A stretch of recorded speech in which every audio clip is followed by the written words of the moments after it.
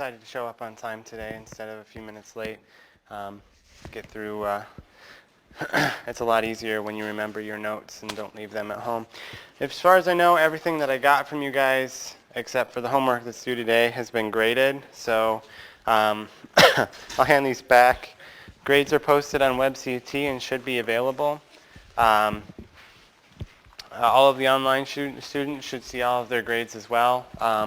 Quiz 2 was also graded, so I think the only thing that I have now is the quiz, or the homework that you're turning in now, and the quiz that we'll take later. So I got finally caught up on the grading, and things should be a little quicker from now. I got confirmation of our room for Thursday night. It will be IRC 214. That's 214 in the IRC building. That's where we're going to have the exam. It's from 6 to 7:30. I doubt very much that we will find find that someone will be rushing in to kick us out. So I won't be real picky about trying to kick you guys out either. Online students, I'll write up some instructions on how exactly we're going to run your version of the exam later today. So, okay. So one thing that I'm going to do real quick is there was a couple of questions on a specific homework problem, and I wanted to address those real quickly. It's number 356, and I forget which number that was in the homework overall. But there's just a little bit of a question because the problem asks you to solve for the voltage across the current source, and that's something that we haven't addressed the whole time. So I've got the circuit partially drawn. We'll finish filling in the parameters here. So we have, all right. So this is the circuit setup. We've got 12 volt source, 3 kilo ohm resistor, 6 kilo ohm resistor, 2 kilo ohm resistor, and a 2 milliamp source. And they ask to solve for the voltage across that 2 milliamp source. And you're supposed to use mesh analysis to make this happen. So some of this is pretty easy. I mean, and there's not a ton that's really surprising here, at least in terms of the mesh analysis itself. We define the two currents going around, call them I1 and I2. I2 simply equals the 2 milliamp source, so there's nothing special or interesting to be done there. It's just the same way that we've been doing this all along. We write our second equation going around for I1, get negative 12 plus 3k times I1 plus 6k times I1 minus, I'm just going to jump right in and say minus 2 milliamps equals 0. So it's a pretty short one. Do some solving. So we've got, in terms of the constants, we've got, this will be another negative 12, a negative 12 here. So we're going to have negative 24 on the left-hand side. We can move it over onto the right-hand side as a positive 24. And then we have a total of 9k I1. So not a beautiful number, but divide both sides by 9k, and I1 will equal something kind of nasty, 2.67. So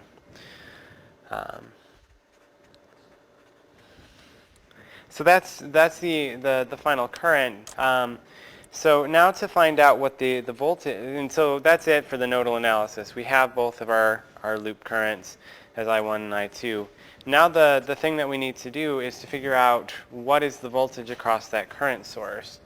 And the easiest way to think about this is to remember that there is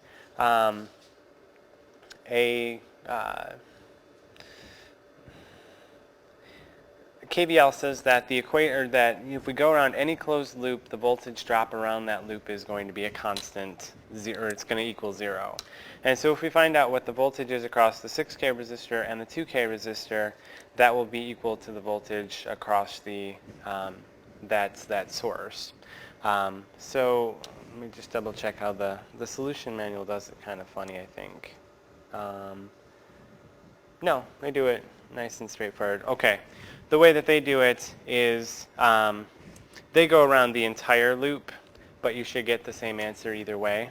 So just, this is a preview of coming attractions for the solution that'll get posted later, but if we go around the entire outside loop, then we say, well, there's negative 12 volts here.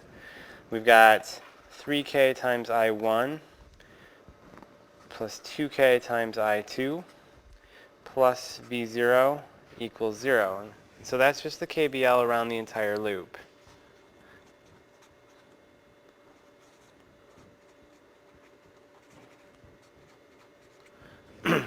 And you could do it around this one as well, just around the right-hand loop, and say, well, it's 6K I2 minus I1, or 2K I2 plus V0 equals 0. You know, it's kind of the same thing.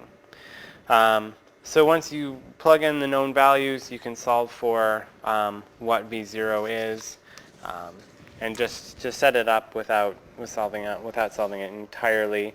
We would have, let's say V0 equals 3K, negative 3K I1 minus 2K I2 plus 12. That's just rearranging the terms. Plug in that we know that I1 is 2.67 milliamps, I2 is 2 milliamps, and it's all just a bunch of constants. Evaluate what that constant is.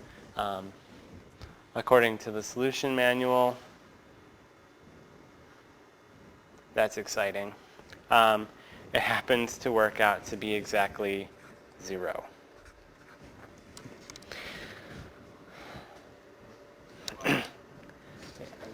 This is one of the times when I wish that I had more experience with these kinds of circuits so that I could tell you fundamentally this doesn't make sense to me at all. I mean, so mathematically I can show you, yes, when you plug in all the numbers, there's no voltage across that current source. But how does that happen? I have no idea. I wish that I could tell you that.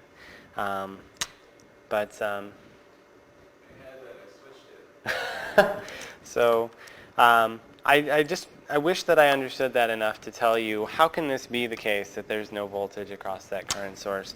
I don't know the answer to that. I can just show you mathematically how it works. You'll have to go bug somebody else to figure out why it works that way. So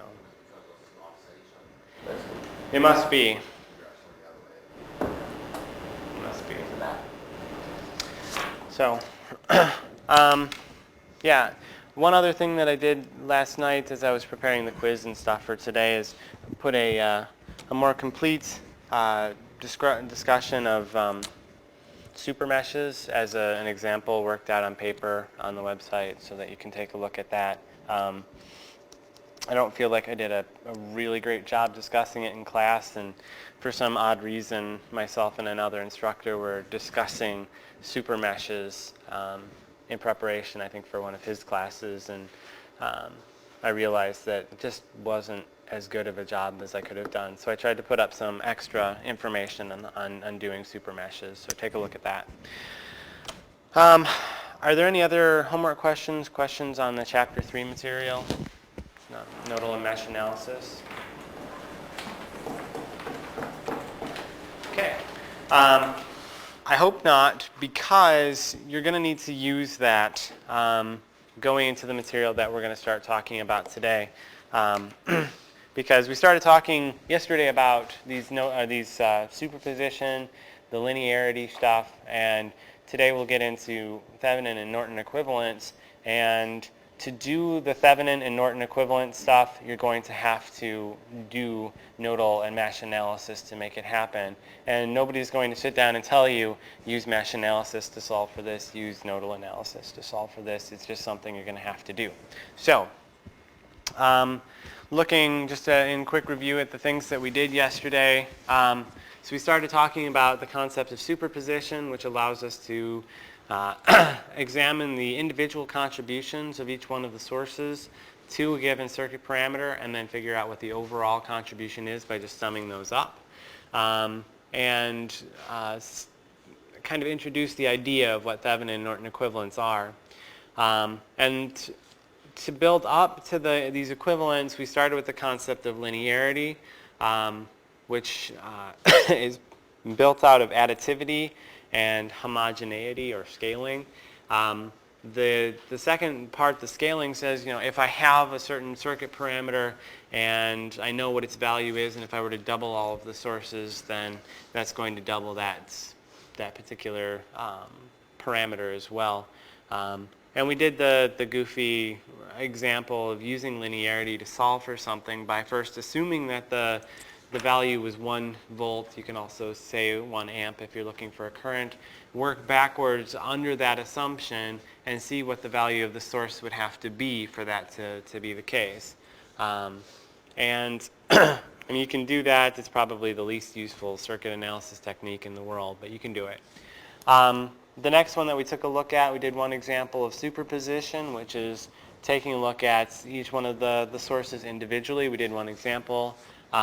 And we'll do another quick example just so you're feeling comfortable with it. So, circuit. It's a beautiful one. We've got voltage source, resistor, current source, resistor, and one big resistor hanging off here. And what we want to know is what is the voltage across that that resistor. This happens to be a 6K resistor. This one's 4K, 2K, 6 volts, and 2 milliamps. So that's our circuit. Obviously, this is something that could be done using mesh analysis or nodal analysis. It would be kind of nasty as a nodal analysis problem because you'd have a super mesh, or a super node here. As a mesh analysis problem, it wouldn't be too bad. This one, you could define I1 as, or I2 or whatever as going in the same direction as that current source. So not too bad.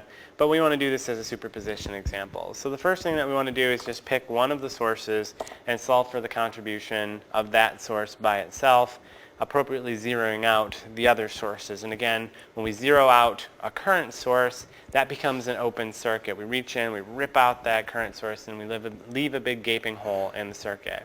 When we zero out a voltage source, what we're going to do is we're going to put a short circuit. We'll just stick a little line there. And that's going to affect the circuit somewhat differently each time we do that. So let's start with the current source, because in this case the current source is a little bit easier to deal with. So if we zero that out, we're left with, we got the voltage source here, this resistor, that guy, and this guy like this. So I'm not going to write in all of the circuit parameters here, because one of the things that I kind of want to do is redraw this circuit in a way that looks a little bit cleaner, a little bit prettier, and which kind of helps us to visualize what's going on a little bit more, because it's not a very regularly shaped circuit.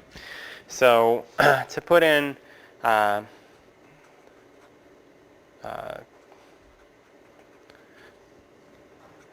we zeroed out the current source. Now we'll redraw this a little bit so it's a little bit more pretty, a little bit more regular shaped. But I'm not changing the circuit configuration at all.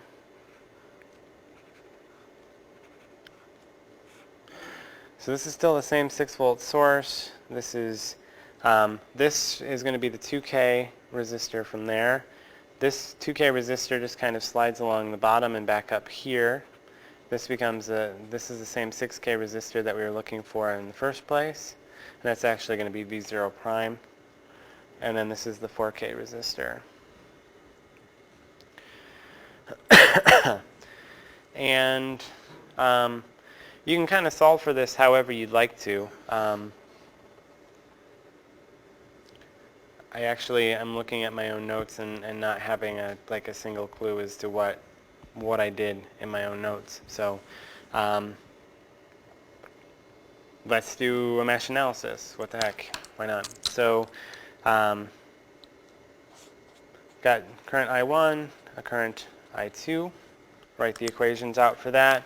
So we've got negative 6 volts plus 4K I1 minus I2 plus 2K I1 equals 0.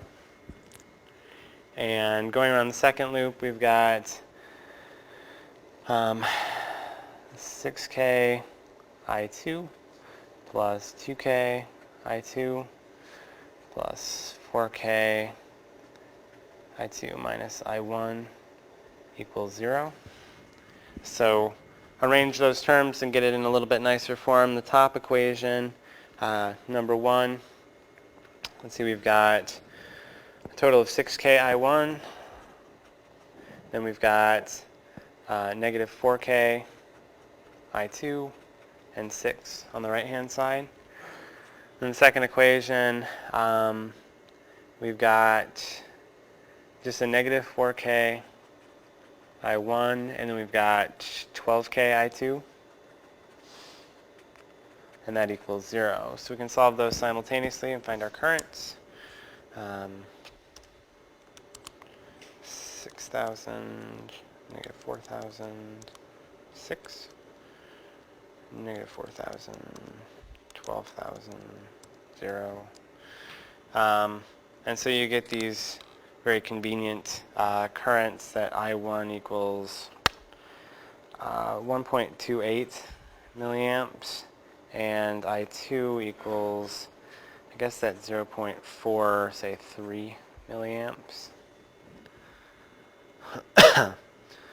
So if we want to know the voltage across the 6K resistor, V0 prime equals I2 times the 6K of resistance. So that is 6,000 times 0.43, negative 3. Yeah, good. Which is about 2.58 volts. So we kind of set that aside and we say we'll need this for later, but it's not our final answer, right? Because that's only the contribution of the voltage source. So now we zero out the current source, or zero out the voltage source, and this is where things get a little kind of weird, because we're going to short circuit that voltage source, and we have to be able to kind of pay attention to what happens to our circuit as a result.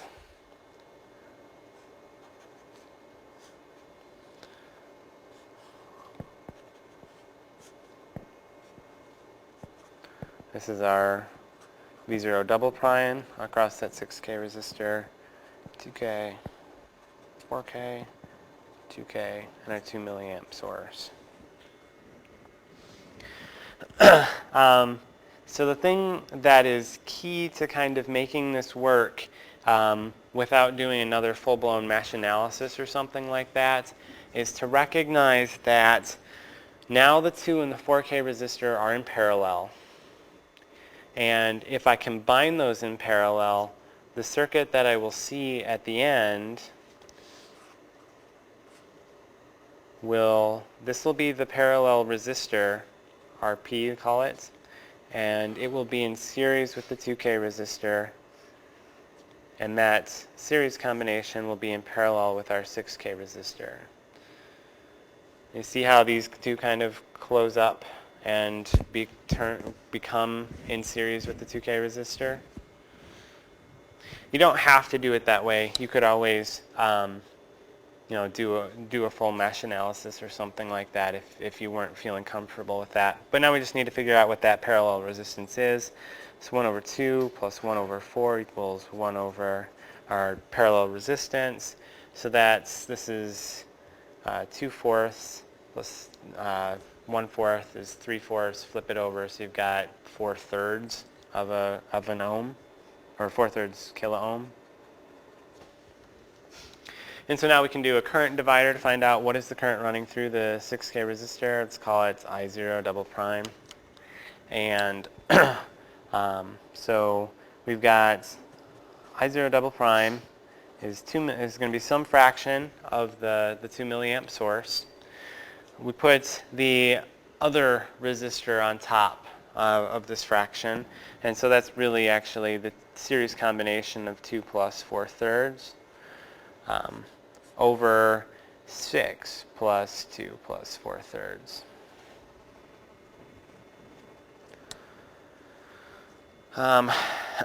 So 2 plus 4/3 divided by 6 plus 2 plus 4/3 gives us a very nice number of 0.36-ish. Multiply that by 2, and you get that there's about 0.71 milliamps flowing through the 6K resistor.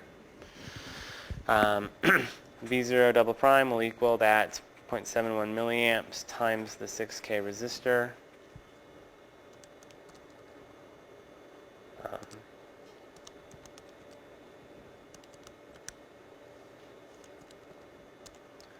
Gives us about, hopefully it's 4.28 volts.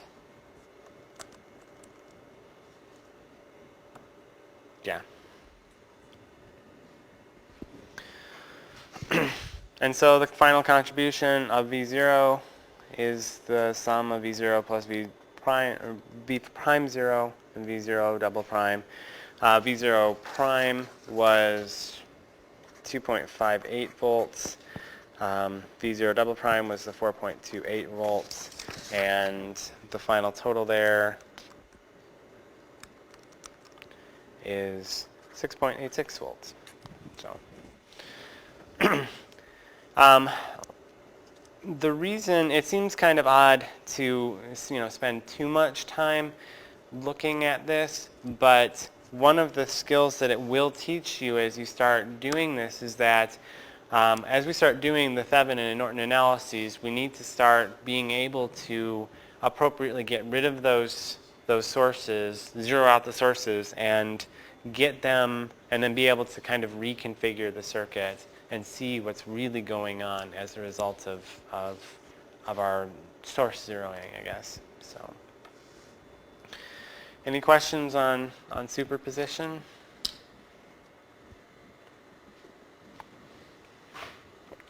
Okay, so I'll probably put one superposition problem on the homework and pretty much call it good from there.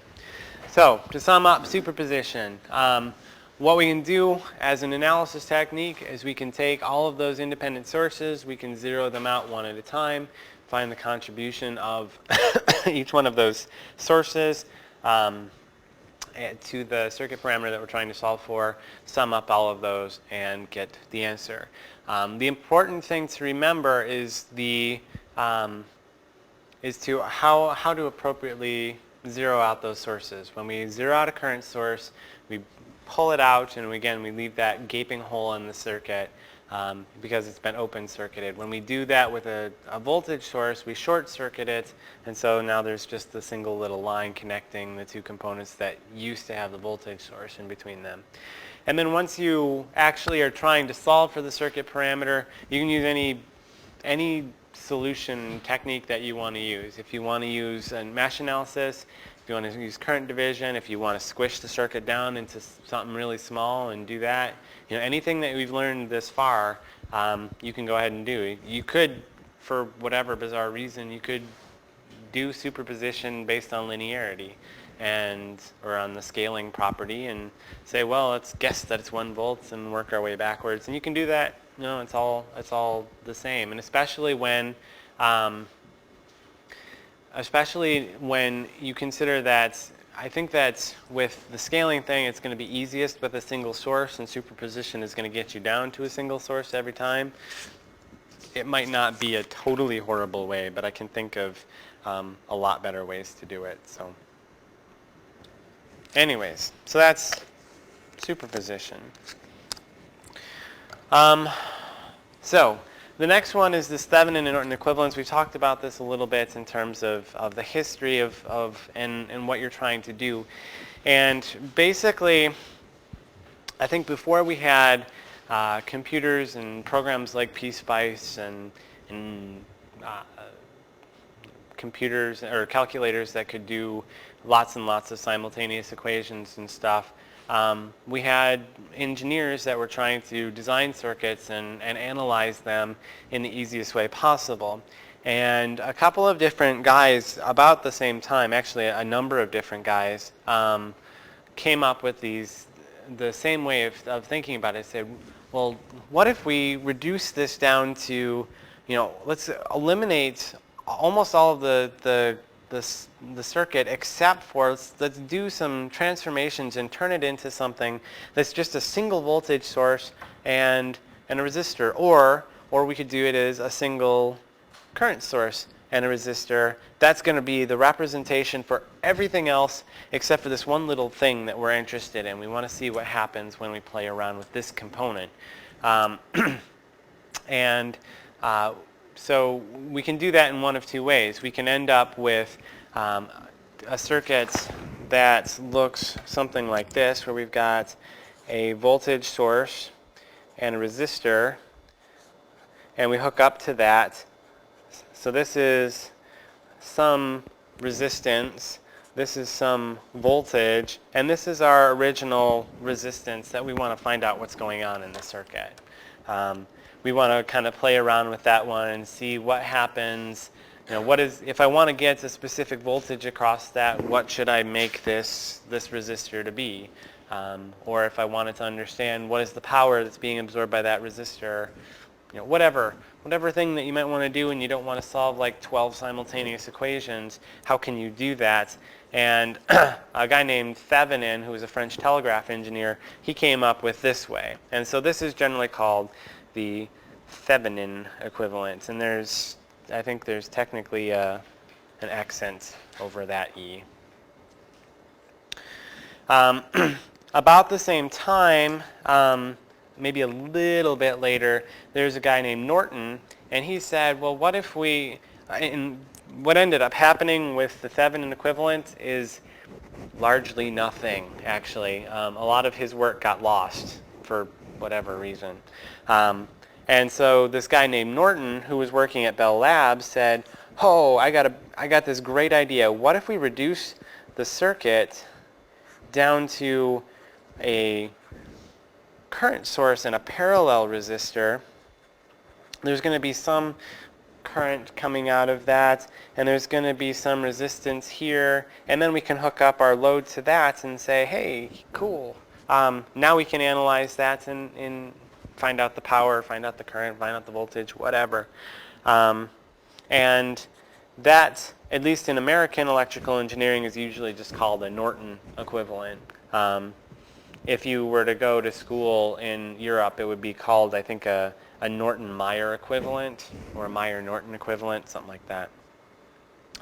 Because there's another guy over in Europe who was doing the same thing at the same time, and they give him equal credit, but I guess we're too proud to do that. I don't know.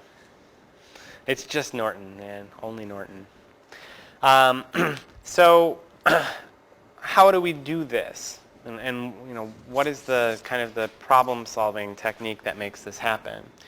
So consider if we have these hypothetical circuits, and want to jump back to the PowerPoint slides.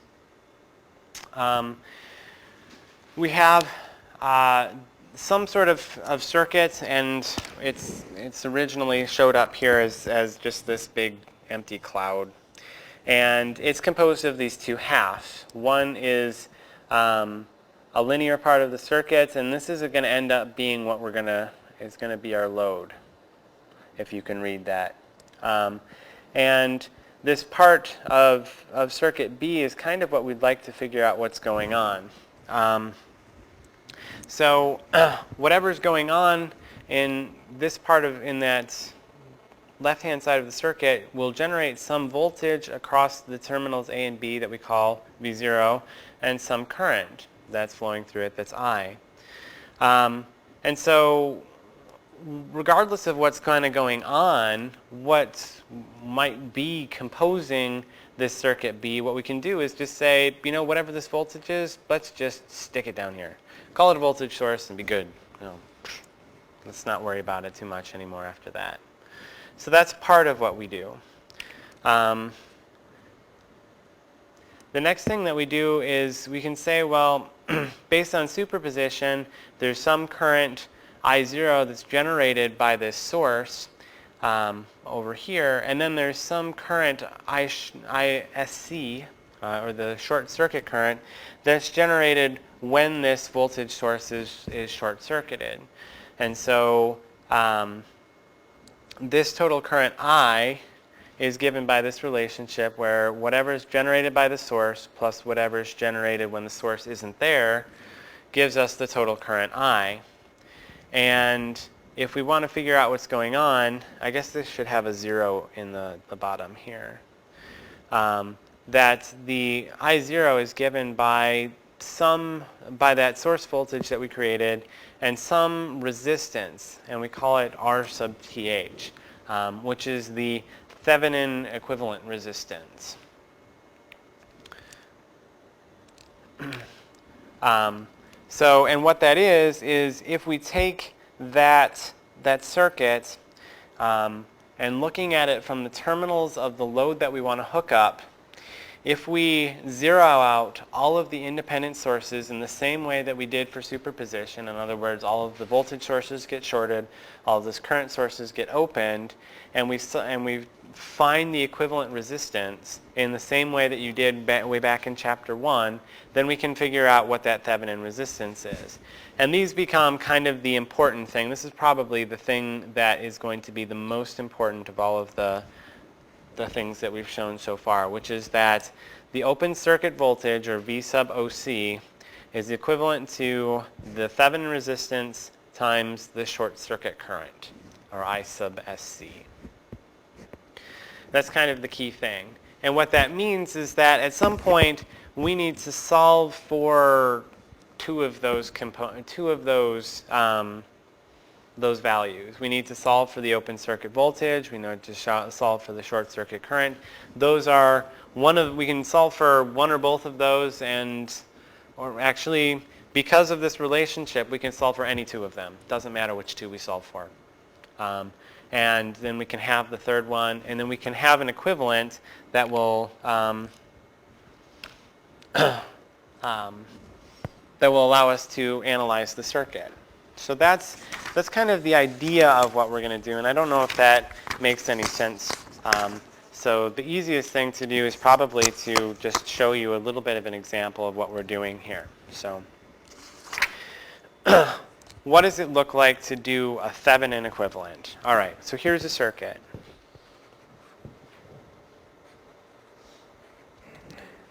And this particular circuit, as we look at it, we realize that it wouldn't be fun to analyze this circuit using using node analysis or mesh analysis, because we're either going to have a super node or we're going to have a super mesh. Either way, it's not going to be a very fun thing to deal with. But it's not a particularly large circuit anyways. But so we've got those two resistors, 1K, 2K, got a 2 milliamp current source, we've got a 3 volt source, and a 6K resistor over here. And what we want to figure out is what is the voltage across that 6K resistor, and call it V0. So the first thing that we do is we need to, because this 6K resistor, we want this is going to be our load, and so we're going to break the circuit just to the left of that load. And it's going to become somewhat of an art form to figure out exactly where we're going to break that circuit, because breaking it in the right place will make your life a little easier, or it'll make it a little harder if you don't break it appropriately. But in this case, this is a pretty good place to break the circuit. So we're going to remove our 6K load, and we're going to analyze just the left-hand part of the circuit, and we need to figure out two of those parameters. We need to find either the open circuit voltage, the short circuit current. One of those two, well, I guess we can, any one of the three, the open circuit voltage, the short circuit current, or the Thevenin resistance. And to find the Thevenin equivalent, at least when we see independent sources like this, it's generally going to be easiest to just find the open circuit voltage and then find the equivalent Thevenin resistance. What does the circuit look like once we've removed the loads? Well, we've got the 1K resistor, the 2K resistor, the current source, this voltage source hanging off in the middle of nowhere, but we can't ignore it. That's important. And when we solve for the open circuit voltage, it'll be the voltage across those terminals. Right? So to find what the open circuit voltage is, perhaps one of the things that I don't know that I've ever done is to clarify exactly how we'll figure this out. So the open circuit voltage, let's write the KVL around this loop. We get the negative open circuit voltage plus the 3 volts of the source plus, call it V 2 milliamp, equals 0. Or in other words, the open circuit voltage equals the voltage across that 3 volt source plus the voltage across the 2 milliamp current source. This, though, is what we don't know. Because, just like in that problem that we did earlier from the homework, we don't really know offhand what the voltage across the current source is. The only easy way to do that is to find out what is the voltage across something that's in parallel with it. And in this case, that's going to be the 2K and the 1K resistors. Now here's something that I think you've all kind of intuitively asked me about at some point, which is, where can this 2 milliamp current go? Or more appropriately, where does it not go? And the answer to that is that there is no current that flows anywhere where you see red in the circuit. The current only flows around that left-hand loop. It's the only place that it goes. And I forgot that this screen pretty much has no colors to it. So the current only flows around in the left-hand loop.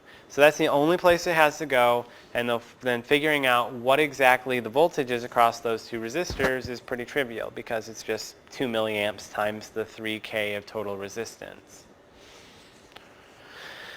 So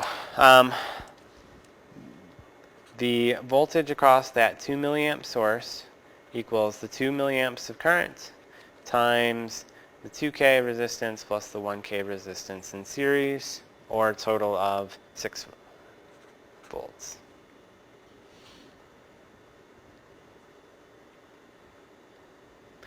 So we can ignore anything that's hooked off this right-hand side when it comes to calculating, figuring out where does the current flow, because there's no place for the current to go. There's an infinite amount of resistance over here, and so it can't go over there. It won't go over there. All of the current goes over onto the left-hand side of the circuit. So now we know what the voltage is across the 2 milliamp source. So that's 3 volts across the 3 volt source, 6 volts across the 2 milliamp current source for a total of 9 volts. So our open circuit voltage is 9 volts. So if we were to already start saying, what does our Thevenin equivalent look like, the first thing that we could say is, well, the open circuit voltage is 9 volts. But what we haven't figured out yet is, what is this Thevenin resistance going to be? For that, we need to look back at the circuit and figure out what it looks like when we zero out all of the sources appropriately.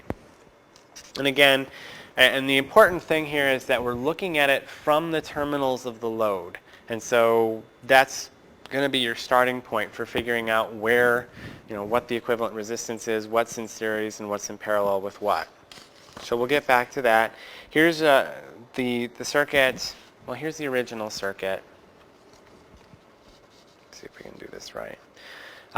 So again, we're going to still kind of remove that load, then we need to appropriately remove all or zero out all of the independent sources that we see. So we've still got the 1K resistor on the far left. We've still got the 2K resistor here. The current source gets opened, so just as a reminder that it was there in the first place, we'll put the little terminals. And then the voltage source gets shorted. And so that's all we're left with. That's a pretty easy equivalent resistance to calculate, hey? So the Thevenin resistance here is just the series combination of the 1K plus the 2K resistor, total of 3 kilo ohms.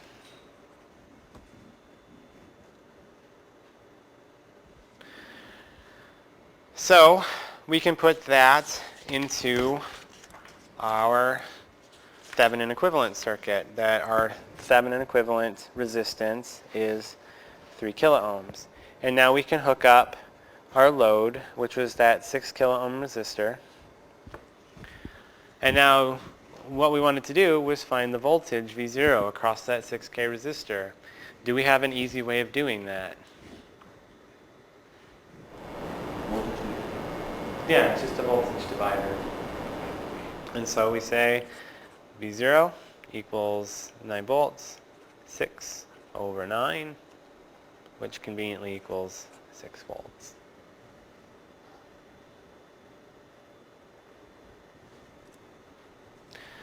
And so this is our Thevenin equivalent, which has reduced all of the original version of this circuit.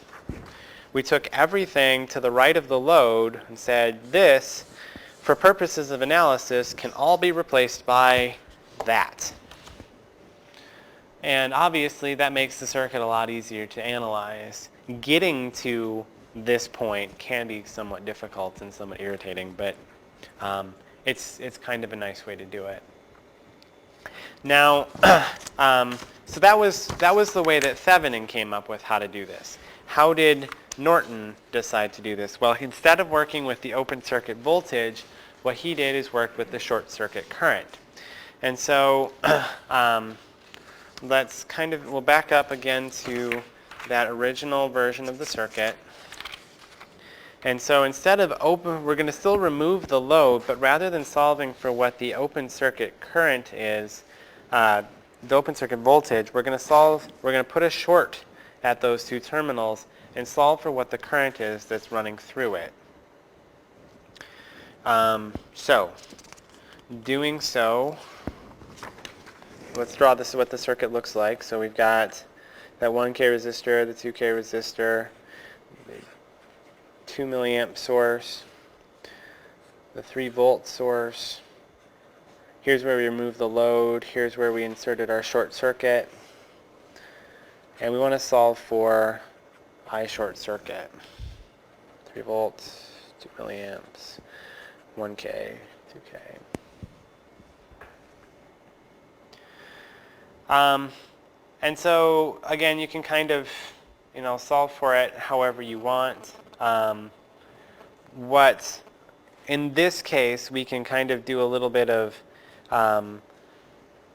almost cheating, but some simple circuit analysis says that now this 3 volt source is in parallel with the 2 milliamp source, and it's also in parallel with the 2 resistors. And anything that's in parallel has the same voltage across it. So there's, from this point to this point, there's a total of 3 volts across it. Well, if there's 3 volts across this, there's 3 volts across this, the current, let's call it I1, that's flowing through there would be the 3 volts divided by the 3 kilo ohms of total resistance. So that's 1 milliamp. Well, if there's 1 milliamp flowing out that way, there's 2 milliamps flowing in, what does I short circuit have to be?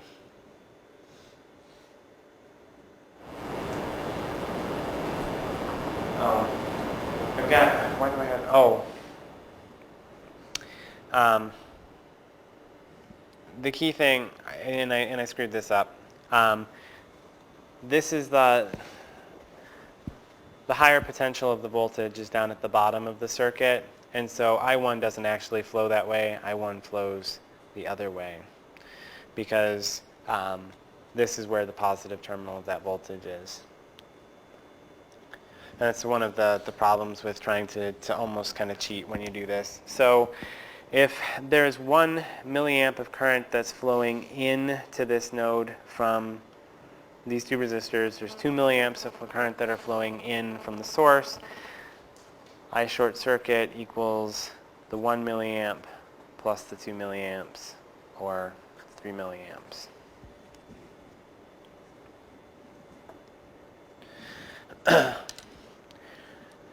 So that in our Norton equivalent is going to be the value of the current source, 3 milliamps, and then it's going to have a parallel resistance, but that parallel resistance is going to be exactly the same as the Thevenin resistance that we solved for before, and we solved for that to be 3 kiloohms.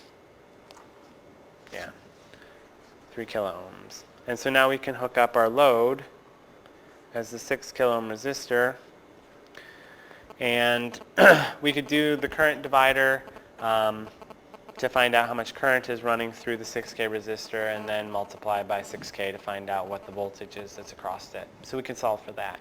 It's not a huge deal. So this is our Norton equivalent. Our Thevenin equivalent was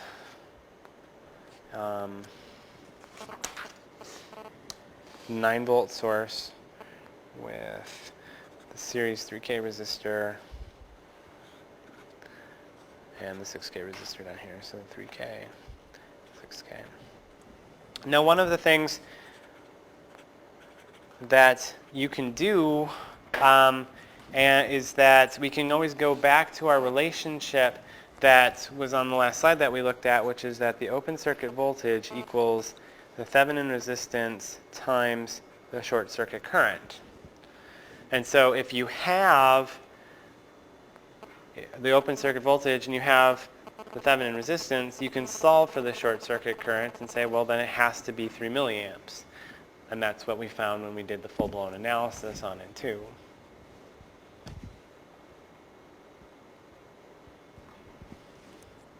So that's a simple Thevenin equivalent.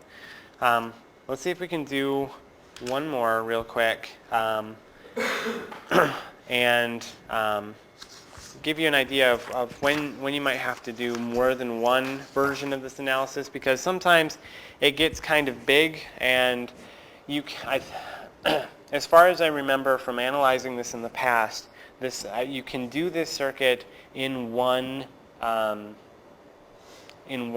analysis. You don't have to do two analyses to make it work, but it can actually be somewhat easier to do it in 2 parts. So let's look at what happens when you do try to do it in a couple of parts instead.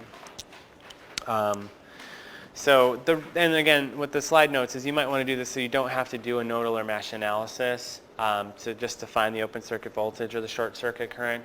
That's the only reason that you would do it this way. You can, so let's draw out the circuit and use it as an example. So here's the circuit that we want to mess around with.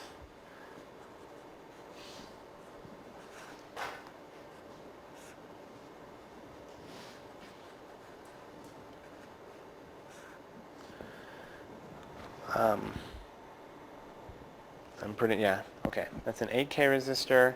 This is a 4K resistor, 2 milliamp source, 2K resistor, 6K resistor, that's a 3K resistor, and a 12-volt source. Now, we could totally, if we wanted to, what we want to find is the voltage across that 8K resistor, and we could, if we wanted to, we could break it right there. We could break it just to the right of the 4K resistor, and that would be fine. We could do the analysis, we could find the open circuit voltage, we could find the short circuit current, it would all be happy. But to do that, you have to do you have to do a full-blown nodal or mesh analysis to make it happen. And is that what you want to do? Probably not. And so we can come up with a different place to break it that will make things a little bit easier. And we'll do it in stages where all we have to really do is voltage division or current division in order to figure out what's going on. And that doesn't kind of change the overall validity of the circuit or anything. So the first place that we're going to break it is actually just to the right of the 2K resistor. And we'll find a Thevenin equivalent for that, and then we'll find a Thevenin equivalent for the whole circuit to the left of our load. So when we break the circuit, we end up with a 3K resistor, 6K resistor, and 2K resistor. 12 volts, 3K, 6K, 2K. And in this case, again, it's important to remember that no current flows through that 2K resistor. Because of this open circuit, it's isolated, and there's no place for the current to go to. So all of the current will go around this simple loop, and if that's the case, well, then if we want to solve, in this case, this particular open circuit voltage, we can say, yes, the open circuit voltage is the same as the voltage across the 6K resistor, but only because no current flows through that 2K resistor. If there was anything else over here, if there's a current source or something, we would have to include that. But in this case, because there's no voltage across or no current running through the 2K resistor, we can just do a voltage divider and say that the open circuit voltage 1 is equal to the source voltage of 12 volts 6 over 9. And that is 8 volts.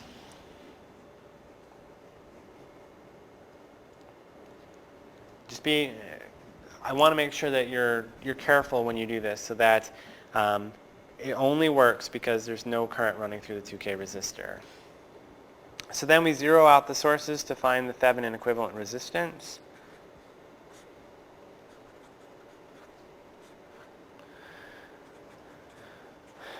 The 3K and the 6K are in parallel. Call this R Thevenin 1. The 3 and the 6K are in parallel with each other, and that parallel combination is in series with the 2K. So 1 over 6 plus 1 over 3, it's 2.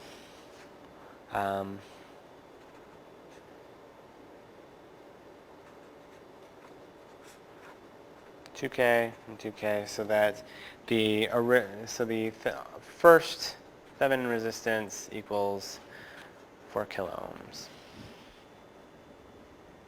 So what that means is that we can take and we can stick in a voltage source of 8 volts and a Thevenin and a resistor of 4 kilo ohms and replace everything on the left-hand side of the circuit with that.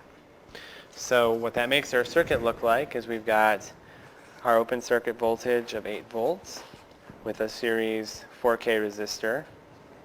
And then we bring back in the rest of the circuit that we started with down here. So we've got the 2 milliamp source and the 4K resistor. And that's all that's left of the circuit. Yeah, that's right. One of the things that actually the book does in this case is they will leave off the 4K resistor, and I don't like that. I don't really like that they do that because it doesn't feel to me like what they end up with is truly a Thevenin resistance, but that's my editorial, I guess, more than anything else. So what we need to do is find out what is the voltage across the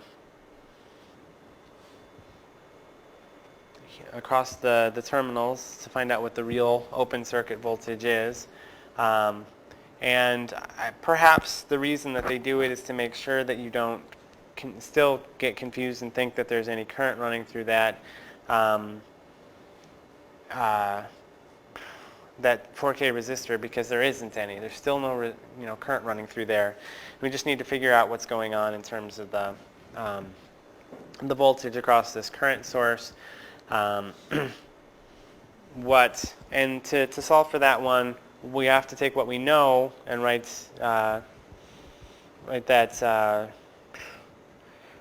Where is my brain going today? And I have no idea where it is. All right, so there's some voltage across the current source, and if we write a KVL equation around that loop, what we get is that the open circuit voltage, which is going to be the same as the voltage across that 2 milliamp source, is equal to the 8 volts from the source plus the known current that's running through the 4K resistor of 2 milliamps and the 4 kiloohms of resistance that are present in the resistor itself.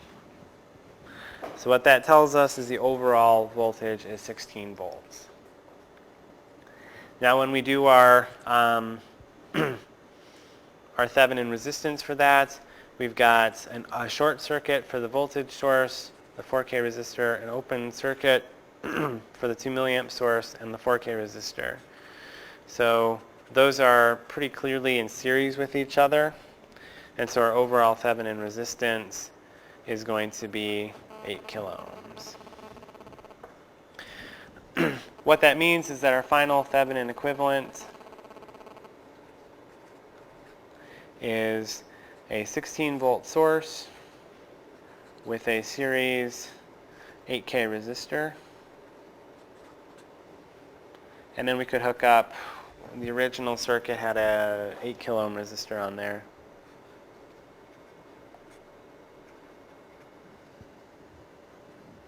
And we wanted to know what the voltage was across that, call that V0. And you don't actually have to do a full-blown voltage divider to realize that if there's 8 kilo ohms of resistance here, there's 8 kilo ohms of resistance here, there's going to be 8 volts across each one of those. Half of the voltage is going to be across each one of those. So.